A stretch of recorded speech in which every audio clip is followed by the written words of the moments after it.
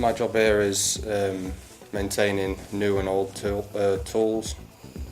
We make parts for these tools for injection moulding machines. My job's pretty much the same. Do anything from like just checking the tools to actually machining, making new inserts or new development. Well, my mum saw the job advertised in the local paper and told me about it, so I applied for it and got it. I was already working here as a van driver. I saw on the notice board the job going, so I applied for it and I managed to get it. I didn't need any qualifications, I just needed a good look on the job itself. Well, I did my PEO at York College, but I would have got that through the apprenticeship anyway, so I actually kind of like skipped a step of the apprenticeship. So a PEO it's more about like your practical skills rather than your actual like written work. It's more actually what you can do rather than what you can put on paper.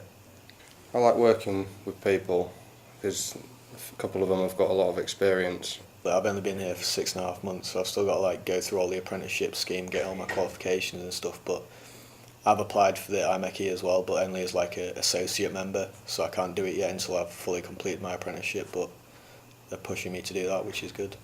I've always wanted to do this kind of job, but since actually coming here and like learning all the CNC machines and stuff, I'd kind of like to work on like car part manufacturing, so like manufacturing like the engine blocks and all that stuff. So I'd like to stay in what I'm doing. There's just plenty to learn. Work your way up, become like either supervisor, manager or team leader or something, just a bit more responsibility around work, a bit more money.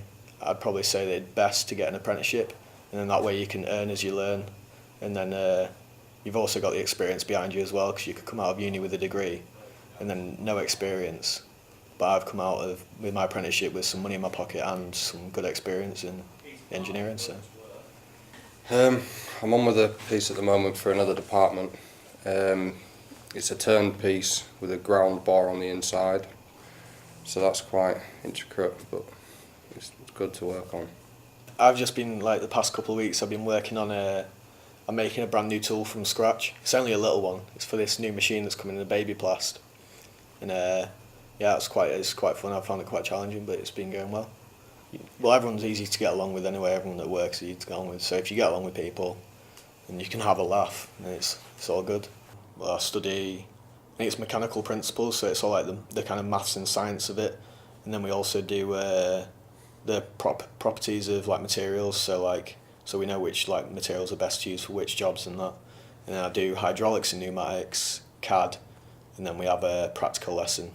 There's a lot of manual work and a lot of CNC, which is programming, but it's also got a lot of like grinding and sparking that I still got to learn, which is quite in depth, isn't it? So my role within BNL is I do the full recruitment of all staff, but I also do the employment contracts when new staff start at BNL. BNL manufacture plastic injection moulding bearings, and they go in associated products such as CCTV cameras, swimming pool cleaners, printers, photocopiers, and we also do the steering columns for the automotive industry. We take apprentices in various roles within the business, such as tool design, product design, tool making, mold shop technicians.